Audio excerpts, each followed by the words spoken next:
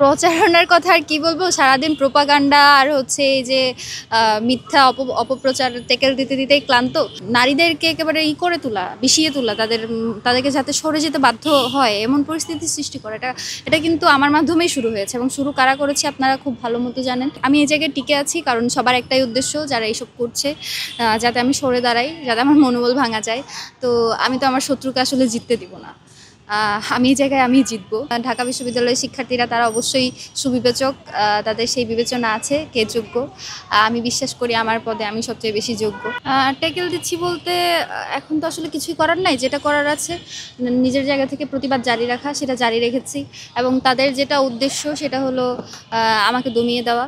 এবং আপনারা দেখবেন যে এখন সবাই খুব কথা বলছে, কিন্তু এই যে ডাকসু কেন্দ্রিক যেটা সবাই সবসময় হয়েছে সত্য কথা, কিন্তু ডাকসু কেন্দ্রিক যে একেবারে নারীদেরকে একেবারে করে তোলা, বিষিয়ে তোলা, তাদেরকে যাতে সরে যেতে বাধ্য হয় এমন পরিস্থিতি সৃষ্টি করে, এটা কিন্তু আমার মাধ্যমেই শুরু হয়েছে এবং শুরু কারা করেছে আপনারা খুব ভালো মতো জানেন। তারপরেও এখন তারা অনেক বড় বড় কথা বলে। যাই হোক, আমি এই জায়গায় টিকে আছি কারণ সবার একটাই উদ্দেশ্য, যারা এইসব করছে যাতে আমি সরে দাঁড়াই, যাতে আমার মনোবল ভাঙা যায়। তো আমি তো আমার শত্রুকে আসলে জিততে দিব না, আমি এই জায়গায় আমি জিতবো। ডাকসুতে জিতি না জিতি সেটা পরের কথা, কিন্তু আমার শত্রুর যে আমাকে মনোবল ভাঙার ইচ্ছা, সেই জায়গায় আমি তাদের জিততে দিব না এবং এই জায়গায় আমি খুব শক্ত হয়ে দাঁড়িয়ে আছি।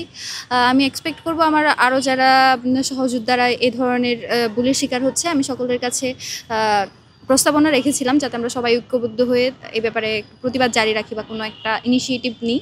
তো সেই ব্যাপারে আর কি সকলের কাছে আমি আরও একবার আহ্বান জানাই, তারা যাতে এগিয়ে আসে, আমরা সকলে মিলে এটাকে প্রতিহত করব। আপনার প্রিয় কাপড়ের যত্নে এলো এনজাইম সমৃদ্ধ Arik silver wash detergent powder, 500 গ্রাম মাত্র 70 টাকা। প্রিমার্ক।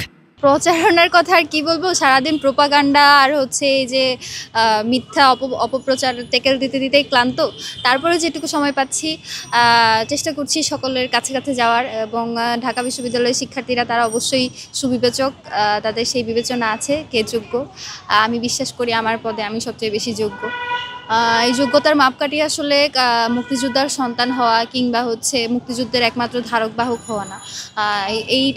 এইটার হচ্ছে যেটা সবচেয়ে বড় যোগ্যতা, সেটা হচ্ছে আপনি কতখানি এই জায়গায় নিজেকে কি দিতে পারবেন এবং তার জন্য আপনার কি কি প্ল্যান আছে এবং এটা আসলে করার ক্যাপাসিটি আপনি রাখেন কিনা এবং আপনি সর্বোপরি সৎ কিনা।